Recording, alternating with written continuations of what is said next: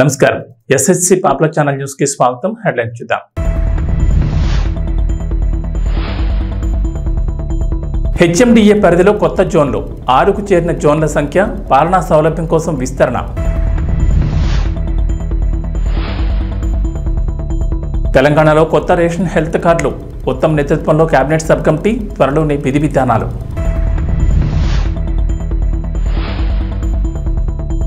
ఏపీలో సచివాలయాల ఉద్యోగుల రేషనలైజేషన్ ఆంధ్రప్రదేశ్ ప్రభుత్వం త్వరలోనే కీలక నిర్ణయం.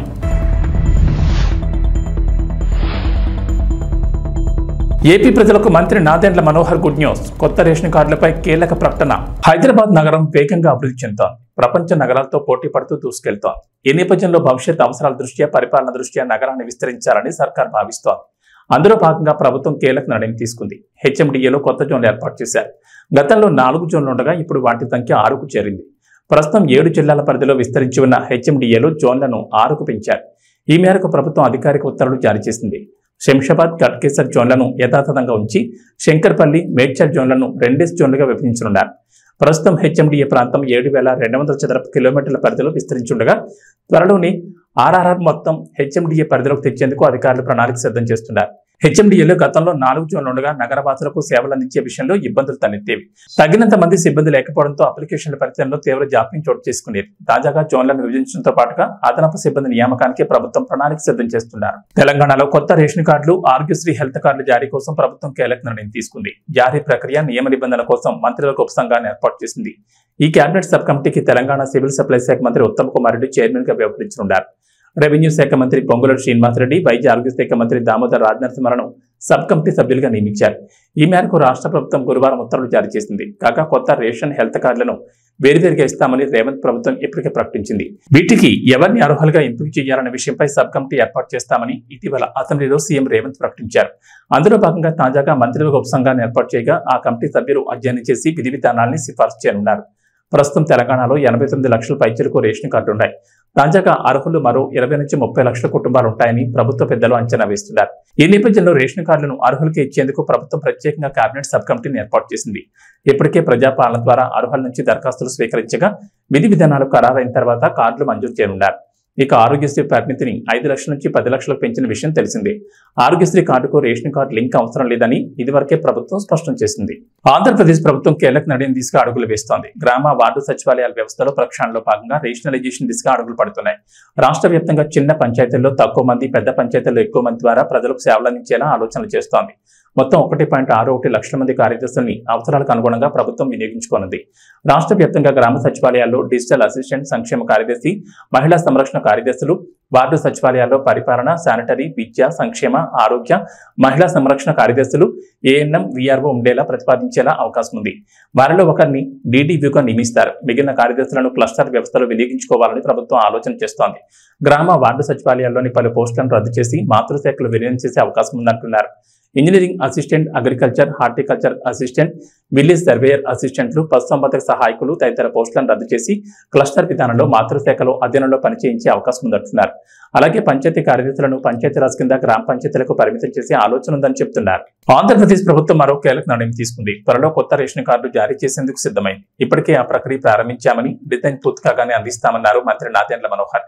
మంత్రి ఢిల్లీ పర్యటనలో ఉన్నారు. కేంద్ర మంత్రుల్ని కలిశారు. అయితే రేషన్ కార్డులకు సంబంధించి కీలక ప్రకటన చేశారు. అలాగే కొత్తగా వివాహమైన జంటలు కొత్త రేషన్ కార్డు కోసం దరఖాస్తు చేసుకుంటే వారికి ప్రాధాన్యత ఇస్తామని తెలిపారు. అర్హత ఉన్న వారికి త్వరలోనే కొత్త రేషన్ కార్డులు అందిస్తామని, త్వరలోనే కొత్త రేషన్ కార్డులకు సంబంధించి మరింత క్లారిటీ ఇస్తామంటున్నారు. గత వైఎస్ఆర్సీపీ ప్రభుత్వం రేషన్ డోర్ డెలివరీ అంటూ 1800 కోట్లు వృధా చేసిందన్నారు మంత్రి మనోహర్. రాష్ట్రంలో రేషన్ డోర్ డెలివరీపై మంత్రివర్గ సమావేశంలో చర్చించి నిర్ణయం తీసుకుంటామన్నారు. గత ప్రభుత్వం హయాంలో కొంతమంది రేషన్ బియ్యాన్ని గ్రీన్ ఛానల్ ద్వారా అక్రమంగా తరలించి కోట్లు కొల్లగొట్టారని ధ్వజమెత్తారు. గత ప్రభుత్వ హయాంలో ధాన్యం కొనుగోలులో రైతులకు అన్యాయం జరిగిందని, రైతుల నుంచి పంట సేకరించి వారికి డబ్బులు చెల్లించలేదన్నారు. రైతులు పండించిన ప్రతి గింజను కొనేందుకు ఏర్పాట్లు చేస్తున్నామన్నారు మంత్రి. రేషన్ కార్డు తొలగించారు. ఎవరైతే అర్హత ఉన్న లబ్ధిదారులు ఉన్నారో వాళ్ళకి ఆ అర్హత కలగకుండా చేశారు. మేము ఆల్రెడీ ఇనిషియేట్ చేసాం. కొత్త రేషన్ కార్డు డిజైన్ చేస్తున్నాం. ఆ కొత్త రేషన్ కార్డు డిజైన్ అవ్వగానే ముందుగా ఎవరైతే వివాహం చేసుకుని పాపం 2 కుటుంబాల నుంచి వచ్చిన వ్యక్తులు ఒక రేషన్ కార్డులో ఉండాలని కోరుకుంటారో వాళ్ళకి ఆ వెసులుబాటు కల్పించే విధంగా త్వరలోనే ఒక కార్యక్రమం చేపట్టబోతున్నాం రాష్ట్ర వ్యాప్తంగా. సో కొత్త రేషన్ కార్డులు జారీ డెఫినెట్గా చేస్తాం. పౌర సరఫరాల శాఖలో దాదాపు 40,000 కోట్ల రూపాయలు అప్పులు చేసి ఈ ప్రభుత్వం వెళ్ళిపోయింది. గత ప్రభుత్వం 5 సంవత్సరాలు 40,000 కోట్ల రూపాయలు. అందులో ఇంకా ఆశ్చర్యకరమైన విషయం ఏంటంటే ధాన్యం కొనుగోలు చేసి రైతులకి 1,674 కోట్ల రూపాయలు బకాయిలు చేసి వెళ్ళిపోయారు. సో ఆ మార్పులను తీసుకొస్తున్నాం. 1,674 కోట్ల రూపాయల్లో ఇంత ఆర్థికమైన కష్టమైన పరిస్థితుల్లో కూడా 1,000 కోట్లు ఆల్రెడీ మేము వాళ్ళ ఖాతాల్లో జమ చేసాం మా ప్రభుత్వం వచ్చిన తర్వాత. ఇంకొక 674 కోట్ల రూపాయలు సోమవారం రాష్ట్ర వ్యాప్తంగా ఆ రైతాంగానికి అందే విధంగా రూపాయి కూడా బకాయి లేకుండా పౌర సరఫరాల శాఖ నుంచి ఆ కార్యక్రమం చేయబట్టబోతున్నాం. రాజీవ్ గాంధీ సివిల్స్ అభయహస్తం పథకం దరఖాస్తు గడువును పెంచుతూ సింగరేణి కాంగ్రెస్ సంస్థ చైర్మన్ ఎండి ఎన్ బలరాం ఒక ప్రకటన విడుదల చేశారు. ఈ పథకానికి అప్లై చేసుకునేందుకు గడువు మంగళవారంతో ముగిగా దాన్ని ఆగస్టు 12వ తేదీ వరకు పొడిగిస్తున్నట్లు ఎన్ బలరాం స్పష్టం చేశారు. సివిల్స్ రాసేవారు ప్రిలిమ్స్ పరీక్ష క్వాలిఫై అయితే వారికి ₹1,00,000 ఆర్థిక సహాయాన్ని సింగరేణి కాంగ్రెస్ సంస్థ అందించనుంది. అయితే ఈ పథకం కేవలం తెలంగాణ రాష్ట్రానికి చెందిన అభ్యర్థులకు మాత్రమేనని స్పష్టం చేశారు. గత నెల 20వ తేదీన తెలంగాణ ముఖ్యమంత్రి యనమల రేవంత్ రెడ్డి, ఉప ముఖ్యమంత్రి బట్టి విక్రమార్క చేతుల మీదుగా ఈ రాజీవ్ గాంధీ సివిల్స్ అభయహస్తం పథకం ప్రారంభమైంది. ఈ సందర్భంగా సివిల్స్ పరీక్షకు హాజరయ్యే అభ్యర్థులు ఇప్పటికే ప్రిలిమ్స్ పరీక్షను క్లియర్ చేస్తే ఈ పథకం కింద దరఖాస్తు చేసుకోవాలని సూచించారు. ఈ క్రమంలోనే రాజీవ్ గాంధీ సివిల్స్ అభయహస్తం పథకం దరఖాస్తుకు చివరి తేదీ ఈ నెల 6వ తేదీ అని తెలిపారు. అయితే తాజాగా గడువు పూర్తి కావడంతో దాన్ని పొడిగించాలని సింగరేణి కాంగ్రెస్ సంస్థకు విజ్ఞప్తులు వెలువెత్తాయి. ఇవన్నీ మీతో పంచుకుంటున్నా అంటే ఇవాళ ఈ ఎగ్జామ్స్ కి అంతా ప్రిపేర్ అవుతున్నదంతా మీ సహచరులు, మీ ఏజ్ గ్రూప్, లేకపోతే మీ బంధువులు, మీ ఫ్రెండ్స్, స్కూల్లో కాలేజీలో చదువుకున్నారు. ఈ ప్రభుత్వానికి మొదటి ప్రాధాన్యత నిరుద్యోగ సమస్యను పరిష్కరించడము. నిరుద్యోగ సమస్యను పరిష్కరించాలంటే ప్రభుత్వం మీద వాళ్ళకు విశ్వాసం, నమ్మకం ఉండాలి. ఎస్, ఈ ప్రభుత్వం పరీక్షలు సరైన సమయంలో నిర్వహిస్తుంది, సమర్థవంతంగా నిర్వహిస్తుంది, సమర్థులైన వాళ్లను ఎంపిక చేస్తుంది, సామాజిక న్యాయాన్ని పాటిస్తుంది, SC, ST, OBC reservations and women reservations అన్నిటినీ పకడ్బందీగా అమలు చేస్తుంది. ఎవరు ఎలాంటి ఆలోచనలు కానీ అపనమ్మకాలతో ఉండాల్సిన అవసరం లేదు అనేది ఆ భావన రావడానికే ఈరోజు పబ్లిక్ సర్వీస్ కమిషన్లో సివిల్స్ మీరు ఎగ్జామ్స్ రాసిన వాళ్ళు ఎవరు కూడా ఎగ్జామ్స్ నిర్వహించిన సంస్థ మీద ఎవరు ఆరోపణలు చేయలే. ఎందుకంటే ఆ సంస్థ మీద మీకు నమ్మకం ఉంది కాబట్టి మీ కాన్సన్ట్రేషన్ అంతా, మీ ఫోకస్ అంతా మీ ప్రిపరేషన్ మీద ఉంది. కానీ దురదృష్టవశాత్తు తెలంగాణలో గత 10 సంవత్సరాలలో ప్రతిసారి విద్యార్థులు పరీక్షలకు ప్రిపేర్ అయ్యేదానికంటే నిర్వహిస్తున్న సమస్య మీద కొట్లాడడానికి, ప్రభుత్వం మీద ఆరోపణలు చేయడానికే చాలా సమయం వాళ్ళది అందులో పోతుంది. అందుకే నా సూచన, మనం నిర్వహణ చేసేటప్పుడు చాలా బాధ్యతాయుతంగా వ్యవహరించాలని మా మంత్రివర్గ సహచరులతో చర్చించి ఒక పకడ్బందీ ప్రణాళికతోని ఈరోజు తెలంగాణ రాష్ట్రంలో గ్రూప్ 1 కావచ్చు, లేకపోతే పారామెడికల్ కావచ్చు, పోలీస్ కావచ్చు, గ్రూప్ 2 కావచ్చు, గ్రూప్ 3 కావచ్చు, డిఎస్సి కావచ్చు, టెట్ కావచ్చు, ఏ పరీక్షలైనా ఖచ్చితంగా సరైన సమయంలో సరైన విధంగా సమర్థవంతంగా నిర్వహించాలని ఒక నిర్ణయం తీసుకుంది. దాంతో ఒక 30 లక్షల మంది నిరుద్యోగ యువకులు. తెలుగుదేశం పార్టీ కార్యకర్తలకు అధినేత చంద్రబాబు బంపర్ ఆఫర్ ప్రకటించారు. మంగళగిరిలోని తెలుగుదేశం పార్టీ కేంద్ర కార్యాలయంలో చంద్రబాబు అధ్యక్షతన పొలిట్ బ్యూరో సమావేశం జరిగింది. 3 గంటల పాటు జరిగిన ఈ సమావేశంలో కీలక నిర్ణయాలు తీసుకున్నారు. అయితే కార్యకర్తలకు సంబంధించి చంద్రబాబు కీలక నిర్ణయాన్ని ప్రకటించారు. తెలుగుదేశం పార్టీ సభ్యులకు ఇచ్చే ప్రమాద బీమాను 2 లక్షల నుంచి 5 లక్షలు పెంచుతూ పొలిట్ బ్యూరో నిర్ణయం తీసుకుంది. వాట్సాప్ ద్వారా సభ్యత్వం నమోదు చేసుకునే వెసులుబాటును కూడా కల్పిస్తున్నారు. ఓటీపీ ఎంటర్ చేసి ₹100 రుసుము చెల్లించి సభ్యత్వం తీసుకోవచ్చు. పార్టీ సభ్యత్వం తీసుకున్న వారికి వెంటనే వాట్సాప్ లోని కార్డు అందజేస్తారు. ఆ తర్వాత ఒరిజినల్ సభ్యత్వ కార్డును బూతుల ద్వారా కార్యకర్తలకు అందజేస్తామన్నారు. పార్టీ సంక్షేమ విభాగం ద్వారా ఇప్పటి వరకు 120 కోట్ల మేర ప్రమాద బీమా అందించారు. సంక్షేమ విభాగం తరపున పార్టీ కుటుంబ సభ్యులైన 1,672 మంది విద్యార్థులకు వారి చదువుల నిమిత్తం సుమారు 2,35,00,000 ఆర్థిక సహాయం అందించింది. విదేశాల్లో చదవాలనుకున్న సుమారు 180 మందికి కూడా అవసరమైన సహాయ సహకారాలు అందించడం జరుగుతుంది. పార్టీ స్కిల్ డెవలప్మెంట్, ఎంపవర్మెంట్ విభాగం ద్వారా 2,437 మందికి వివిధ కంపెనీల్లో ఉద్యోగ ఉపాధి అవకాశాలు కల్పించింది. ఎన్ఆర్ఐ, టీడీపీ విభాగం ద్వారా 2,000 మందికి శిక్షణ ఇచ్చి 850 మందికి, రాష్ట్రాల్లో 200 మందికి విదేశాల్లో ఉద్యోగాలు వచ్చాయి. భవిష్యత్తులో కార్యకర్తలు వారి కాళ్ల మీద వారు నిలబడే విధంగా ఎంపవర్మెంట్ చేయాలని నిర్ణయించారు. కార్యకర్తల కుటుంబాల విద్య, వైద్య, ఉపాధి కోసం పార్టీ అండగా ఉంటుందని చంద్రబాబు తెలిపారు. నందమూరి బాలకృష్ణ ప్రస్తుతం నెట్టింట్లో సినిమాలతో ఫుల్ బిజీగా ఉన్నారు. సినిమాలు, ఓటీటీలో షోలు అంటూ బాలయ్య దుమ్ము లేపేస్తున్న సంగతి తెలిసిందే. బాలయ్యలోని రెండో కోణాన్ని అన్స్టాపుల్ షో అందరికీ పరిచయం చేసింది. బాలయ్య ఎంత అల్లరి చేస్తారు, అందరితో ఎంతో సరదాగా ఉంటారన్నది అందరికీ అర్థమైంది. అన్స్టాపుల్ షోలో బాలయ్య ఆడిన ఆటలు, గెస్టులతో ఆడించిన ఆటలు, పెట్టించిన ముచ్చట్లు ఎంతగానో వైరల్ అయ్యాయి. ఇప్పటికి 2 సీజన్లు, ఒక లిమిటెడ్ ఎడిషన్ కు మంచి ఆదరణ దక్కింది. ఇక ఇప్పుడు కొత్త సీజన్ కు సంబంధించిన అప్డేట్ వచ్చింది. బాలయ్య మరోసారి ఆహాలో సందడి చేయబోతున్నారు. ఈసారి కూడా పొలిటికల్ గెస్టులు తీసుకొచ్చేలా ఉన్నారు. అసలే ఇప్పుడు ఏపీలో కూటమి ప్రభుత్వం ఉంది. దీంతో బాలయ్య సినీ పొలిటికల్ టచ్ తో ఈ సీజన్ రఫ్ ఆడించేలా ఉన్నారు. గత సీజన్లో బాలయ్యతో చంద్రబాబు, పవన్ కళ్యాణ్ వంటి వారు ఈ షోలో సందడి చేశారు. మహేష్ బాబు, బాలయ్య ఎపిసోడ్ ప్రభాస్తో బాలయ్య పెట్టిన ముచ్చట్లు బాగానే హైలైట్ అయ్యాయి. ప్రభాస్, మహేష్ బాబు, పవన్ కళ్యాణ్ ఎపిసోడ్ల టైంలో అయితే ఆహా సర్వర్ క్రాష్ అయిపోయింది. అంతలా జనాలు ఎగబడి ఆ సీజన్ చూశారు. ఇండియాలో అన్స్టాపబుల్ షో కొత్త రికార్డులు క్రియేట్ చేసిన సంగతి తెలిసిందే. ఇక ఇప్పుడు బాలయ్య మరోసారి అందరినీ అలరించేందుకు రెడీ అవుతున్నారు. ఈసారైనా చిరంజీవి, బాలయ్య ఎపిసోడ్ వస్తుందేమో చూడాలి. వీళ్ళిద్దరి ఎపిసోడ్ వస్తుందని అభిమానులు ఎంతగానో ఎదురు చూస్తూ వస్తున్నారు. కానీ ఇంతవరకు అది సాధ్యపడలేదు.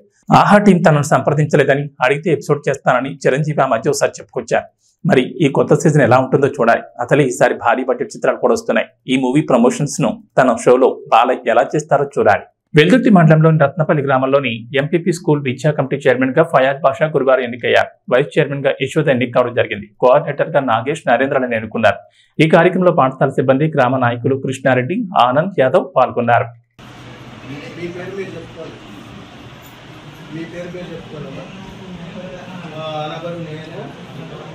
పాఠశాల యాజమాన్య కమిటీ సభ్యులుగా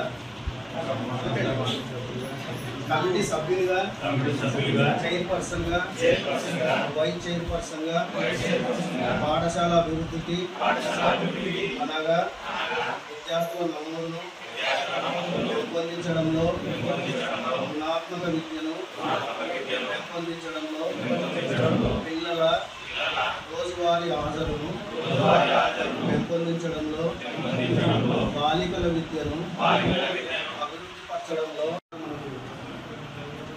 పిల్లలు బాగా తింటున్నారు.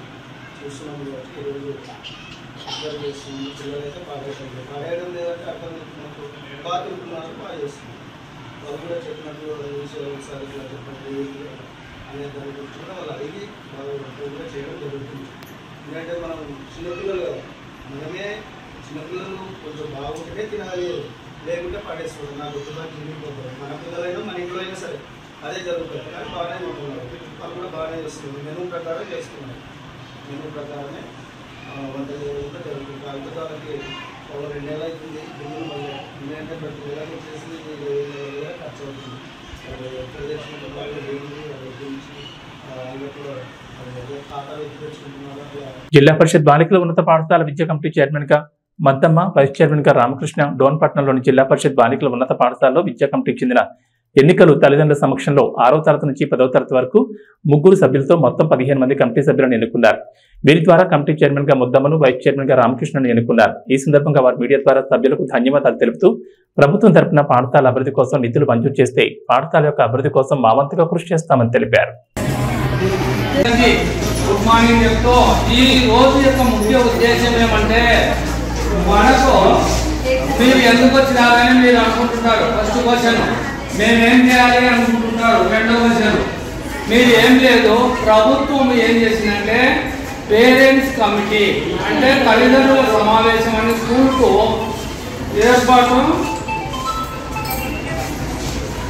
ఏర్పాటు చేయవలసిన సమయం వచ్చింది. ప్రభుత్వము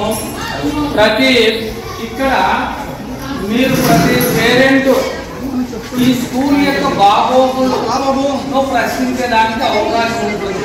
బాగోగులు అంటే చదువుల విషయంలో కానీ, మనం పెట్టే ఫుడ్ విషయం కానీ, పరిశుభ్రత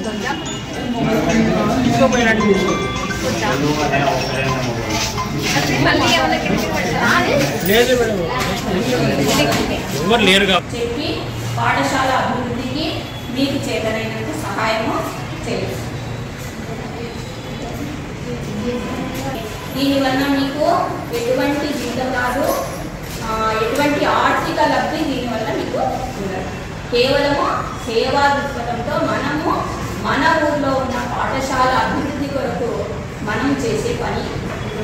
ఇప్పుడు నేను మాట్లాడిన విషయాలన్నీ అర్థమైనా అనుకుంటాను. ఏమైనా డౌట్స్ ఉంటే అడగచ్చు. మీరు ఇప్పుడు ఎవరు చైర్మన్గా కానీ చైర్పర్సన్ కాదు అంటే ఏం తేడా అంటే చైర్పర్సన్ అంటే లేడీ, చైర్మన్ అంటే స్కూల్ కమిటీ చైర్మన్ జెంట్స్.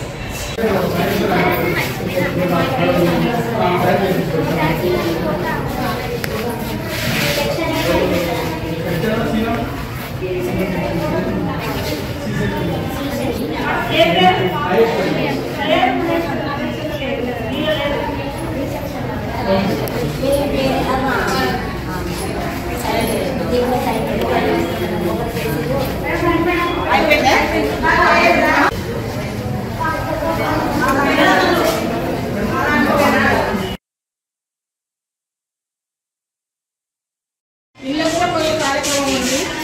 ఏమంటే మనకి చిన్న స్కూల్ అయితే మనం అన్నీ చేసి చూపించాలి. పెద్ద స్కూలు టీచర్లు సెలవు పెడితే ఒక బాధ, మళ్ళీ ఈ కార్యక్రమాలు చేయాలంటే పిల్లలకు గౌరవం చేసుకుంటారు. అట్లాంటి చిన్న చిన్నవి పిల్లల్ని బడి పంపించడం, క్రమశిక్షణ, తర్వాత మనకు గర్ల్స్ స్కూల్ ఇప్పటి వరకు ఏం సమస్యలు లేవు. క్లాస్ టీచర్ ఎవరు? శిశుల టీచర్ బోర్డు మీద మేడం పేపర్ రాసి పంపించి బోర్డు మీద రాపించినారు కదా, మీరు రాసుకోలేదా? మీరు రాసుకోవడం తక్కువ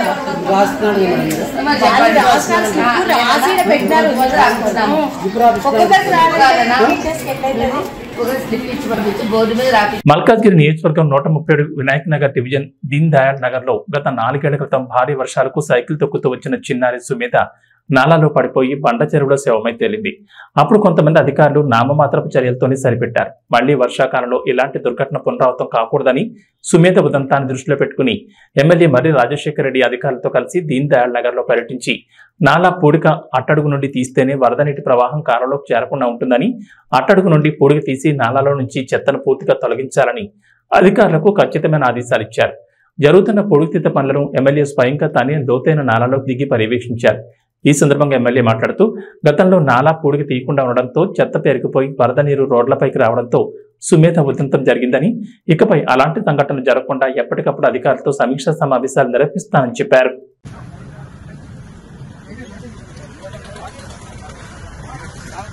ఇది రెండుగా డివైడ్ అయింది. పైప్ కనిపించేది అక్కడ పైప్ ఉండేనా, అది ఆడ పైప్ ఉండేది మీకు కనబడుతుంది ఆడ, అంటే ఇప్పుడు కనబడుతున్న దగ్గర జంక్షన్ లో ఆ పైప్ పోయి ఇప్పుడు అక్కడికి వెళ్ళి నీళ్ళు అటు వచ్చేస్తున్నాయి, అది ఫ్లో వచ్చేస్తుంది అక్కడికి వెళ్ళి నీళ్లు. ఇప్పుడు ఈ మెస్ ఎడబెట్టిన దీనికి ఈడ ఆపిన ఆపేసి దీనికి రావచ్చా?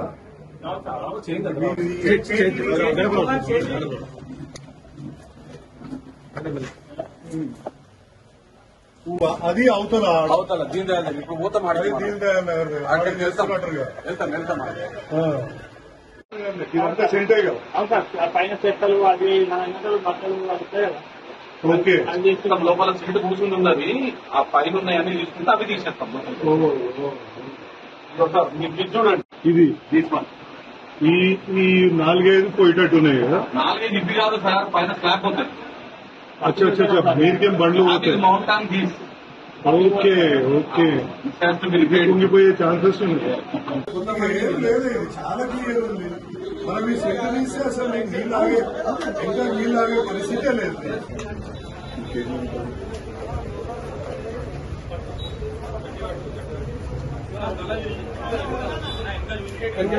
సక్కర్ కావాలి.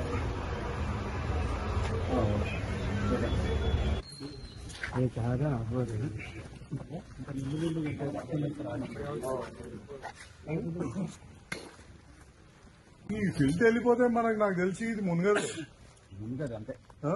ఇంకొకటి మొన్న వీళ్ళకి మంచి పని చేసేది సార్, పెట్రోల్ బంక్ దగ్గరికి వెళ్ళి అది చేసింది కదా, పోలు స్తంభము ఒకటి పై పడము ఉండాడు చేస్తున్నాం. ఒక చూడు అట్లా దిగిండు కదా మనిషి, చేస్తుడు కదా, మెల్లగా ఒక్కొక్కటి అయిపోయింది.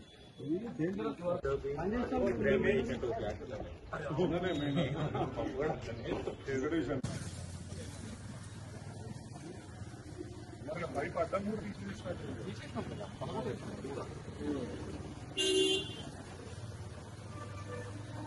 తెలంగాణలో మరికొన్ని రోజులు వర్షాలు దంచుకుంటున్నాయి. ఇప్పటికే గత 20 రోజులుగా రాష్ట్రంలోని పలు జిల్లాల్లో వర్షాలు కురుస్తుండగా ఇప్పట్లో వర్షాలు వీడియోలా కనిపించడం లేదు.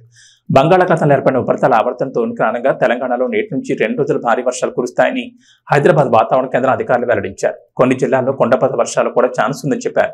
నేడు మంచిర్యాల, నిర్మల్, నిజామాబాద్, జగిత్యాల, ఆదిలాబాద్, కొమరంభీం, ఆసిఫాబాద్, రాజన్న సిరిసిల్ల, మహబూబ్ నగర్, వనపర్తి, ఖమ్మం, మహబూబాబాద్, సూర్యాపేట, వికారాబాద్, జయశంకర్, భూపాల్పల్లి, ములుగు, భద్రాద్రి కొత్తగూడెం, సంగారెడ్డి, కామారెడ్డి, నారాయణపేట జిల్లాలో భారీ వర్షాలు కురిసే ఛాన్స్ ఉందని చెప్పారు.